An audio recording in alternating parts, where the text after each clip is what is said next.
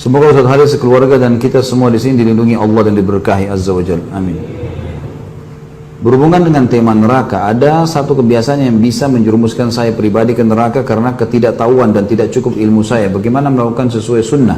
Karena saya takut asal ikut-ikutan. Kebiasaan tersebut adalah tahlilan atau ngelayat. Tolong jelaskan sedetail-detailnya Ustaz, berdasarkan pengalaman Ustaz Khalid pribadi.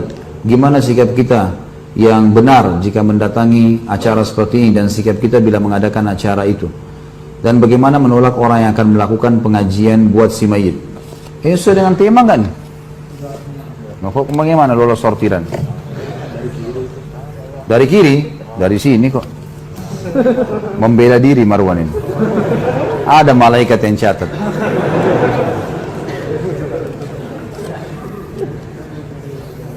Terus teman-teman sekalian, tahlil adalah, saya sudah sering jawab ini, dan pertanyaan seperti ini sudah sering diulang-ulangi, selalu diulang-ulangi. Ini yang saya bilang, semestinya tidak usah ditanya lagi. Kalau sudah lihat, bisa lihat di YouTube ya. Karena saya lihat pertanyaan seperti ini yang selalu dijadikan sebagai pemicu ya. Ini Ustadz Wahabi nih, larang berzikir, padahal dia tidak paham apa yang kita jelaskan. Tahlil adalah la ilaha illallah, bagus tahlil itu. Tahmid, alhamdulillah. Takbir, Allahu Akbar. Zikir adalah ibadah kepada Allah. Bahkan satu-satunya ibadah yang dari dunia sampai ke surga masih dikerjakan hanya zikir. Sholat sudah nggak ada, haji nggak ada, zakat sudah nggak ada di surga, tapi zikir selalu. Nggak bisa lepas itu. Karena nafas mereka ahli surga, nanti kita belajar di dalam buku kita ini, itu adalah tasbih dan takbir, tahlil. Mereka selalu menyebut, memuji Allah di surga. Jadi ini ibadah tidak pernah luput ini, gitu kan? Kalau teman-teman ikuti ceramah di YouTube, saya juga panjang lebar jelaskan sebagian darinya, penjelasan masalah ini di judul Dahsyatnya Doa. Panjang lebar saya jelaskan masalah itu. Tapi yang jelas teman-teman sekalian, zikir adalah ibadah kepada Allah. Cuman setiap ibadah yang kita kerjakan harus sesuai panduan Nabi Sallallahu Alaihi Wasallam. Begitu. Zikir Nabi kerjakan iya, zikir habis sholat, ada zikir pagi sore, gitu kan? Ada zikir yang beliau baca, misal atau doa dibaca pada malam hari, ada dibaca pada saat sujud, pada saat ruku, ada tempat-tempatnya semua. Nabi SAW kalau memandu itu, ada yang ditentukan tempat-tempatnya, ditentukan jumlahnya gitu kan. Baik, sekarang kita yang ditanya sekarang bagaimana kalau ada orang mati lalu mengadakan acara zikir, bagaimana acaranya? Baik, tanya sekarang, apakah Nabi SAW kalau ada orang mati berzikir di situ? Ada nggak riwayat yang menyebutkan? Satu saja riwayat, Nabi SAW pernah ada sahabat Nabi datang, orang mati, panggil, ayo sini duduk berzikir, lalu suruh membaca semua zikir. Belum ada satu riwayat pun masalah itu. Jadi kalau kita menjelaskan ini, bukan, oh ini Ustadz larang zikir, salah ini. Jangan begitu pemahamannya. Kita sedang memandu, meletakkan sesuatu pada tempatnya. Batu bata itu kalau ditaruh pada tempatnya, nanti tembok ini bisa rapi begini, ini karena batu batanya rapi. Ya kan gitu. Kalau menonjol jadi jelek. Kalau kita sedang bertakziah, kita fahami dulu pertama sekali definisi takziah. Meringankan beban keluarga mayit. Bukan untuk mayit. Makanya Nabi SAW kalau takziah ada orang mati disuruh bawa makanan. Hai ahli Madinah, bawakan makanan keluarganya Ja'far. Waktu Ja'far mati syahid di perang Mu'tah. Karena mereka tertimpa apa yang tidak menimpa kalian. Hibur mereka, doain, begitu. Nabi SAW datang juga selama 3 hari. Tapi gak pernah Nabi duduk zikir sama mereka, gak pernah sama sekali. Jadi jangan, oh ini berarti larang zikir, bukan. Letakkan pada tempatnya saudaraku. Kenapa sih kalau kita contohi Rasulullah SAW, apa ruginya? Gak ada ruginya kan? Sesuai dengan beliau, jadi mudah, jadi simple gitu. Saya pernah jelaskan ini. Tapi sekarang saya reviewkan, saya pernah mengalami ada mertua saya meninggal di Jawa Timur. Kemudian pada saat meninggal di rumah sakit, alhamdulillah kebetulan saya pas ada. Kemudian saya panggil adik ipar saya untuk ngurus sama-sama jenazah. Dibawa ke kampungnya di pedalaman di Jawa Timur. Saya pergi ke sana. Kemudian diuruslah jenazah. Saya panggil adik ipar saya ajarin caranya ini begini, cara mandikannya segala macam, bersihkan kotorannya. Udah selesai semuanya perawatannya, lalu kemudian kami taruh jenazahnya. Insya Allah sebentar lagi kita akan bawa ke masjid nih. Udah. Ada orang-orang datang semua, kemudian kita bawa ke masjid. Habis sholat di masjid, rupanya ada tradisi-tradisi yang ada. Biasanya orang berdiri dulu, ngomong dulu, segala macam, disuruh saksikan ini orang mati begini, isyhadu dan seterusnya. Khair semuanya gitu. baiklah, ini untuk orang mertua saya meninggal, tidak pernah kita buat itu. Habis dia disolati, sudah jemaah sekalian, sudah disolati, kita bawa ke masjid. Nabi SAW dalam riwayat dikatakan, solati sahabat, langsung sahabat berlumba-lumba memikul jenazah itu, segera. Lalu kata Nabi SAW, kalau di punggung kalian orang saleh, maka dia, si jenazah itu, ruhnya akan berkata, sungguh gembira, kalian akan membawa dia ke satu tempat yang senang, menyenangkan. Lalu kalau dia orang buruk, maka itu seburuk-buruk yang ada di pundak kalian. Karena dia akan berkata, kemana kalian akan membawanya, sungguh celakalah dia. Begitu seterusnya, sampai dibawa ke kuburan. Lalu Nabi SAW menurunkan jenazah, dan diturunkan jenazah ini, diturunkan, kemudian mereka naik, lalu kemudian ditutup. Itu sunnah Nabi SAW. Maka saya lakukan seperti sunnah ini. Jadi nggak ada lagi dibuka kupingnya, diazanin, panggil anaknya azan, kena azan untuk sholat. Gitu kan. Nggak ada hubungannya sama orang mati. Allah mengatakan, innaka la tusmi'u man fil kubur. Kau tidak akan bisa memperdengarkan orang yang di kuburan, hai Muhammad. Selesai orang mati, mau diazanin untuk apa gitu? Ada yang lebih unik, ngajak bicara orang mati itu.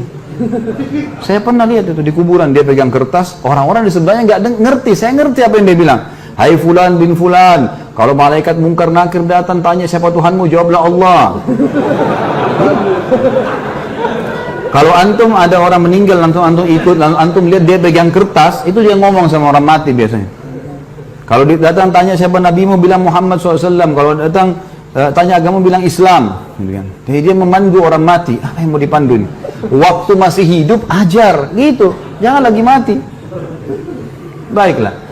Kita turunin jenazah itu, ditutup, lalu saya naik sama ipar saya, sama satu orang lagi bantu, setelah kami keluar ditutup. Rupanya saya nggak tahu di situ ada beberapa teman-teman kiai yang hadir. Kemudian setelah itu saya jalankan sunnah Nabi SAW. Apa sunnah Nabi? Nabi SAW waktu pernah mengubur sahabatnya, jenazah sahabatnya, langsung beliau berceramah tentang proses orang mukmin kalau ruhnya mati, maka akan datang 3 malaikat, kiri kanannya malaikat rahmah, membawakan kafan dari surga, malaikat mau dibunuh-bunuh kepalanya mengatakan, hei jiwa yang baik, keluarlah kepada pengampunan Tuhanmu. Lalu ruhnya keluar lebih mudah daripada air dari mulut kendi.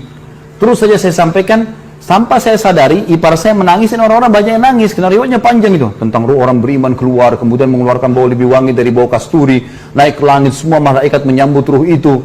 Kemudian terdengar Allah mengatakan, catatkan hambaku ini termasuk penghuni surga, kembalikan dia di dunia, di sana saya ciptakan, di sana pula saya bangkitkan. Lalu diantar ruhnya bersamaan jasadnya dimasukkan oleh kerabatnya. 3 langkah mereka jalan masih terdengar suara sendalnya. Kemudian barulah datang malaikat mendudukkan dia, tanya siapa Tuhanmu, siapa nabimu, apa kitabmu. Kalau dia orang mukmin, kata Nabi SAW, dia akan menjawab, yuthabbitullahu alladhina amanu bil qawli tsabiti fil hayatid dunya wa fil akhirah. Allah akan menetapkan lisan orang-orang beriman untuk menjawab di dunia dan di akhirat. Kata ulama tafsir, di dunia maksudnya adalah kalau ditanya kenapa kamu sholat, kenapa kamu puasa, kenapa kamu haji, kalau dia belajar wahyu dia bisa punya jawaban, gitu kan? Di akhirat maksudnya di kuburan. Kata Ibnu Abbas radhiyallahu anhu dalam tafsir, ini adalah di kuburan, pertanyaan malaikat di kuburan. Maka dia akan jawab dengan mudah, Tuhanku Allah, Nabiku Muhammad, kitab Al-Quran. Sudah selesai. Dibuka baginya pintu neraka. Dilihat neraka, dia ketakutan. Lalu kata malaikat, lihat dari apa Allah selamatkan dirimu. Ditutup, dibuka pintu surga, dayang-dayang, permadani, kelebihan segala macam. Lalu kemudian malaikat berkata, ini tempat kau sekarang. Maka dia pun mengatakan, ya Allah cepatkan waktu karena aku ingin masuk ke dalam surgaku.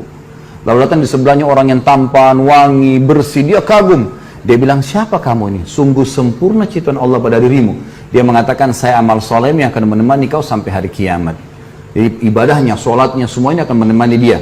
Kemudian setelah itu terdengar suara dari langit, Allah mengatakan, bentangkan kuburan hambaku ini seluas pandangan matanya, dan bentangkan jalan ke surganya setiap pagi dan petang. Maka jadilah kuburannya taman dari taman surga. Sebaliknya kalau dia orang kafir atau orang fasik, akan datang 3 malaikat, 2 malaikat penyiksa kiri kanannya membawakan kafan dari neraka, 1 malaikat mau dibunuh-bunuh kepalanya mengatakan, hai jiwa yang busuk, keluarlah kepada murka Tuhanmu.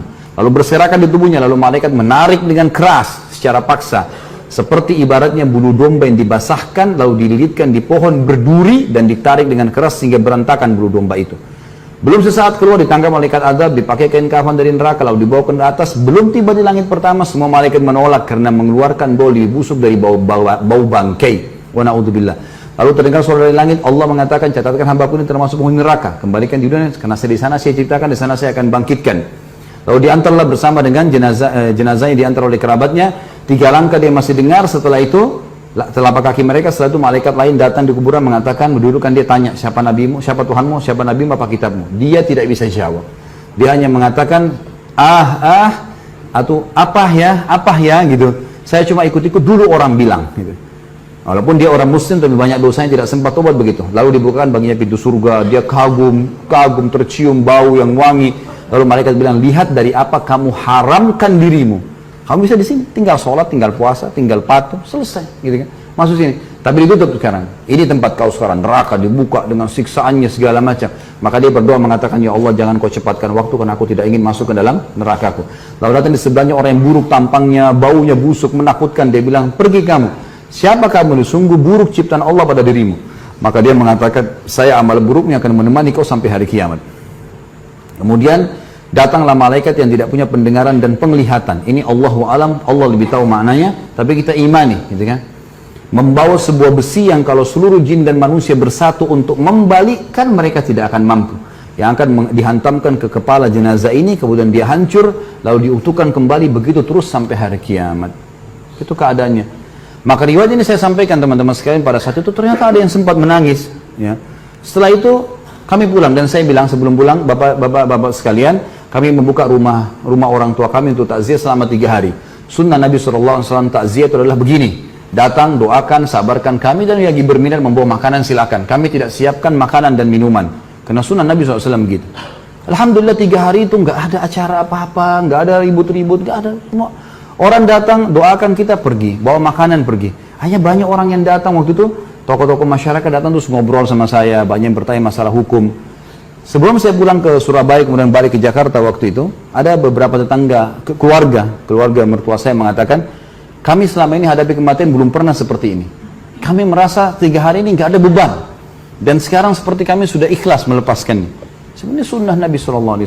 Tapi teman-teman sekalian, kalau ada orang yang tetap mau melakukan haknya dia, saya tidak larang ya. Jangan bilang Khalid Basalamah larang, sehingga lagi menyesatkan. Tidak. Silakan buat. Yang antum mau buat, silakan. Bebas. Gitu kan? Semua orang bertanggung jawab. Tugas saya menyampaikan saja. Gitu kan? Berada di zona aman, lebih baik daripada zona yang tidak aman. Gitu kan? Walaupun anggap tidak haram, tapi minimal syubhat. Baik, ini sama saja.